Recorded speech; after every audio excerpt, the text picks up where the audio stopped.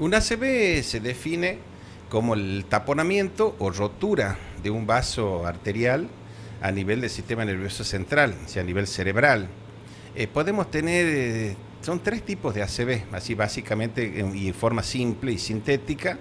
Tenemos el ACV hemorrágico, que es cuando se rompe una arteria y se forma un derrame que le dicen la gente. Y después está el otro, es cuando se produce el ACV isquémico, es cuando ocurre un taponamiento de la arteria por una obstrucción, generalmente por arteriosclerosis e hipertensión arterial.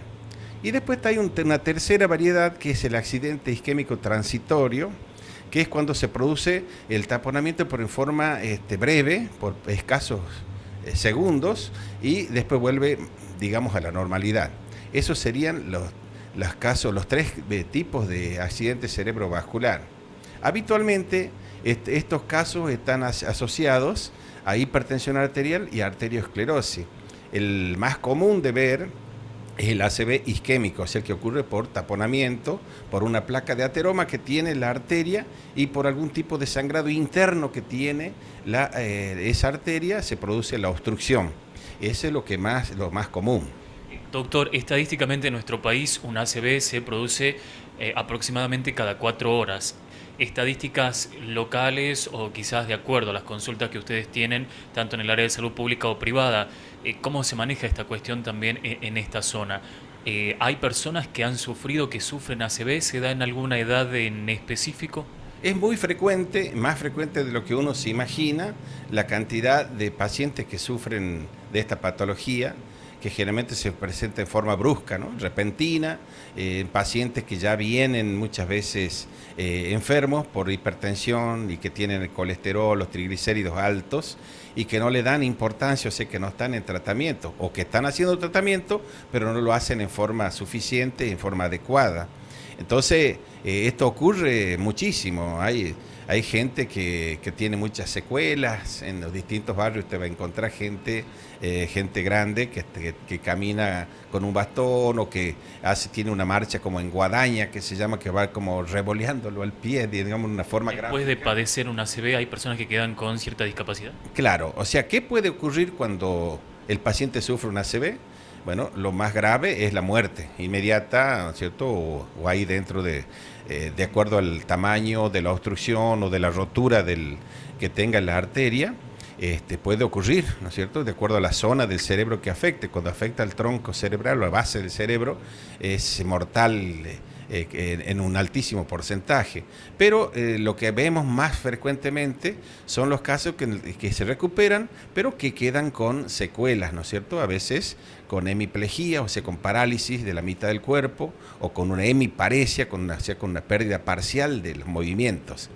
Eso es lo que más se observa. Entonces, es muy importante, como en todo tipo de enfermedades, la prevención, ¿no es cierto? La prevención es que no engordar, evitar subir la glucemia, el colesterol, la presión arterial que tenemos que tener normales. Y eso está al alcance nuestro, ¿no es cierto? Depende de nuestra voluntad. Cuando uno va al médico, el médico le toma la presión o la enfermera le toma la presión, le dice, mire, tiene normal o tiene alta, hay que cuidarse, vaya al médico, el médico le pide los análisis, le pide análisis de glucemia, colesterol, triglicéridos, le pide cuando se puede un electrocardiograma y ahí vamos armando ya la historia clínica del paciente. Y de acuerdo a eso se van y se instruye un tratamiento. Fundamentalmente cuando son pacientes hipertensos, que son la mayoría de los que sufren ACV, tienen hipertensión arterial, se les restringe la sal, ¿no es cierto? Hay que eliminarle la sal y hay que hacer, en caso de que haya que tengan el colesterol, los triglicéridos o la glucemia alta, las dietas específicas y la medicación específica para estos casos. Doctor, al respecto de ACV, ¿se puede generar o hay ciertos signos o síntomas de alarma que pueden dar cuenta de que una persona está por padecer un ACV?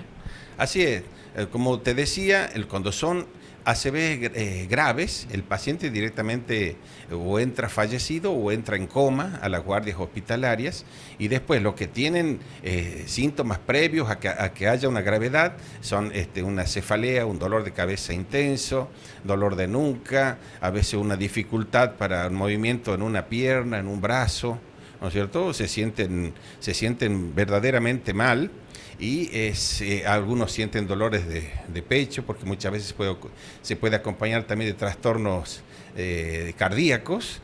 Y eso sería, ¿no es cierto? Problemas para la visualización, problemas para hablar, problemas para moverse, problemas para caminar. Doctor, por último, es fundamental entonces generar conciencia de la salud propia de cada uno y acudir al médico por controles durante al menos cuántas veces al año para tener controles generales. ¿Una vez, 2 veces al año, 3 veces?